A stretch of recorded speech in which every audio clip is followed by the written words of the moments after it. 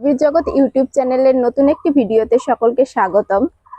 আশা করছি যে যেখান থেকে দেখছেন সকলে ভালো আছেন, সুস্থ আছেন। আমরাও ভালো আছি, সুস্থ আছি। আজকে আমি একটা আমের রেসিপি নিয়ে চলে এসেছি। দেখুন, আমি গাছ থেকে এখন আম পাড়বো। আম সব পেকে হলুদ হয়ে যাচ্ছে। তো যতক্ষণ গাছে আম আছে, পাকা আম দিয়ে দেখি কিছু রেসিপি বানানো যায় নাকি। চলুন দেখতে থাকুন। এই যে দেখুন, আমার এই আম গাছে কত আম আছে, এখনো পুরো পেকে হলুদ হয়ে আছে। এই যে এবার একদম পেকে সব হলুদ হয়ে আছে। কটা আম আমি পেড়ে নিই।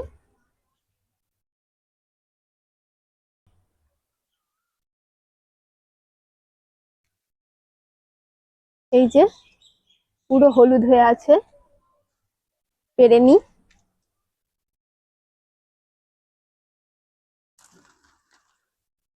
দেখুন, হাতের নাগালে কিন্তু আমার আম গাছের আম। আর এই যে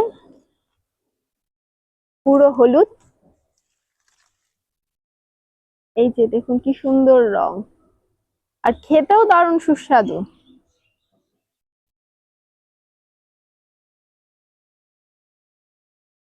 এই যে সব আম হাতের কাছে পেকে পেকে আছে। একটু খুঁজে নি ভেতর সাইড থেকে।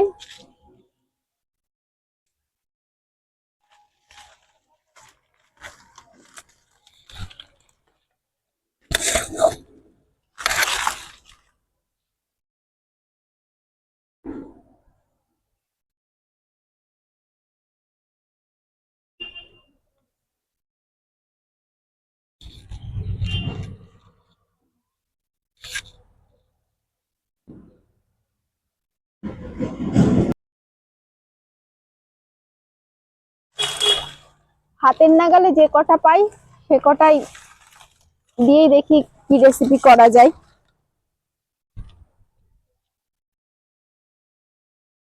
দেখতেই তো পাচ্ছেন আমাদের গাছ ভরে আম হয়েছে, আর আম পেকেও গেছে।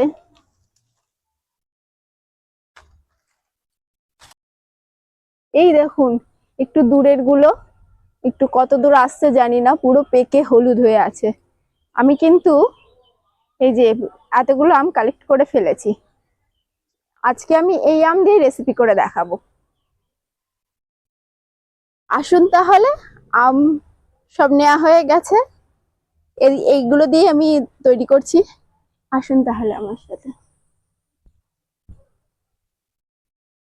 পাকা আমের বড়া, তালের বড়া যেরকম হয়, এটা হলো পাকা আমের বড়া।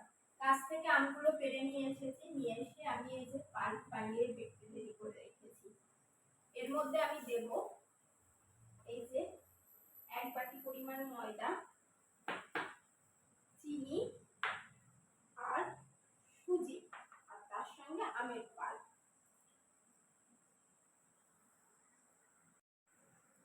ময়দাটা স্ট্রেনারে ঢেলে নেব।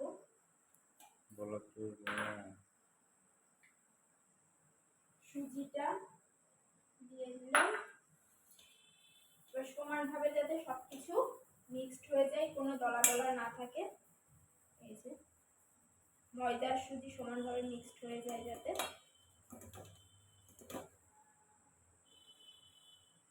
এর মধ্যে দিয়ে দিলাম চিনি। এখনই পুরো চিনিটা দিচ্ছি না, অর্ধেকটা চিনি দিলাম। আর এই যে আমের পাল্প, 1 বাটি যে আমের পাল্পটা রেখেছিলাম সেটা পুরোটা দিয়ে দিলাম। এবার সব শুদ্ধ ভালো করে মেখে নেব। এতে কিন্তু আমি এখন কোনো জল অ্যাড করব না।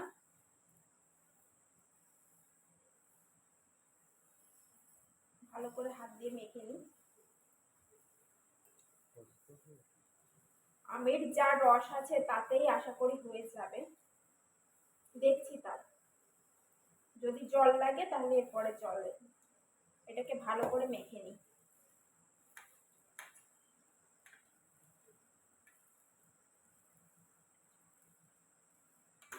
যেহেতু এটা খুব ঘন হয়েছে ব্যাটারটা, এর মধ্যে একটু জল দিতে হবে, না হলে সুজিগুলো ভিজবে না। যে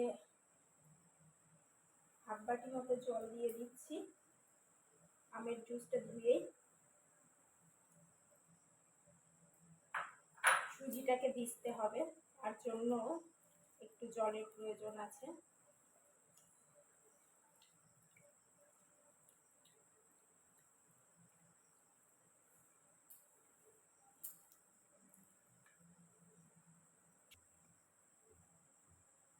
এই যে দেখুন, আমি এবার 15 মিনিটের জন্য ঢাকা দিয়ে রেখে দিই।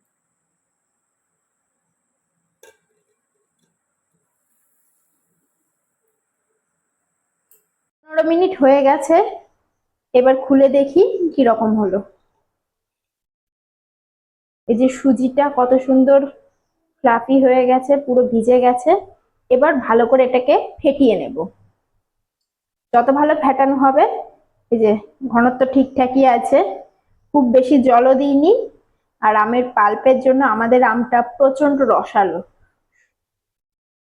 এই যে দারুণ সুন্দর হয়ে গেছে, একদম রেডি। কিন্তু এটাকে ভালো করে ফেটিয়ে নিলে নরম তুলতুলে হবে। আমি হাত দিয়ে ফেটিয়ে নিচ্ছি। যাদের কাছে হ্যান্ড ব্লেন্ডার আছে তারা হ্যান্ড ব্লেন্ডারও করতে পারো। আমার নিয়েছি, কত ফ্লাফি হয়েছে। এবার আমি ভাজতে শুরু করব বড়া। প্রথমে গ্যাসটা অন করে নিই।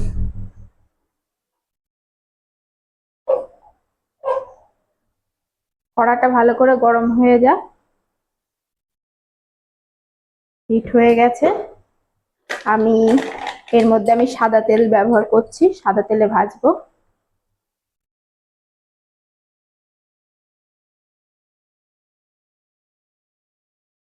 ভালো করে গরম হয়ে যাক।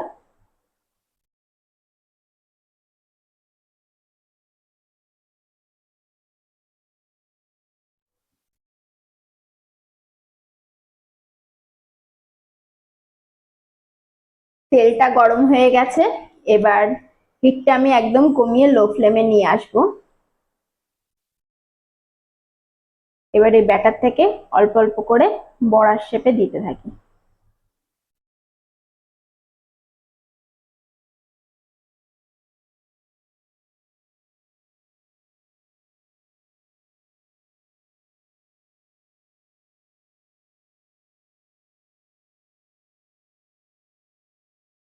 এটাকে লো ফ্লেমেই ভাজবো, যেহেতু তেলটা প্রচুর গরম হয়ে গেছে। হাই ফ্লেমে মোটা ভাজা যাবে না, তাহলে ওপরটা লাল লাল হয়ে যাবে কিন্তু ভেতরটা ভালো করে ভাজা হবে না এবং কাঁচা কাঁচা থাকবে। কিরকম বড় বড় হয়েছে, ভালো করে ফেটালে পরেই এরকম ভাবে ফুলে যাবে।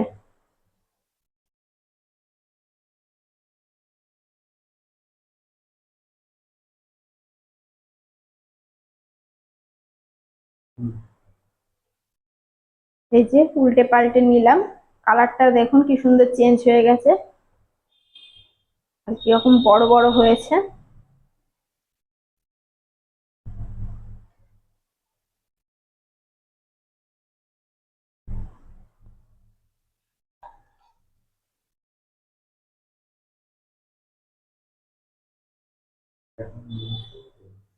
এই যে দেখতে কত সুন্দর হয়েছে দেখুন।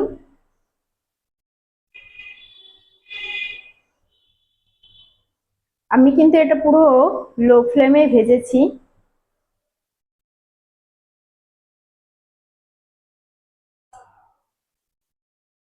এবার বাদ বাকিগুলো ভেজে নেব।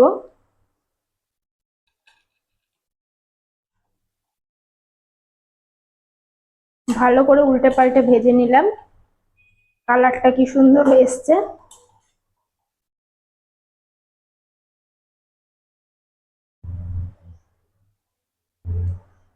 ভালো করে ছেঁকে তুলে নিই।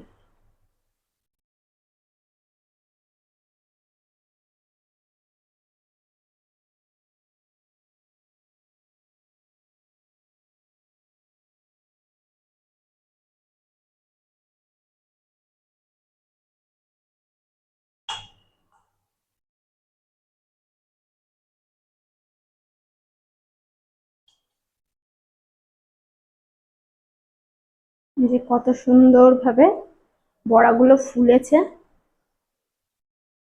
কত সুন্দর আমের বড়াগুলো হয়েছে, একদম ভীষণ ফ্লাফি আর ভীষণ নরম তুলতুলে হয়েছে। আমার এই রেসিপিটা আমি যেভাবে করলাম এইভাবে আপনারাও ট্রাই করে দেখুন, খেতেও দারুণ সুন্দর হবে আর বাড়ির সবার মন একদম ভরে যাবে। আমার এই ভিডিওটা যদি ভালো লেগে থাকে অবশ্যই লাইক, কমেন্ট এবং শেয়ার করবেন আর সাবস্ক্রাইব করে আমার এই চ্যানেলটির পাশে থাকবেন।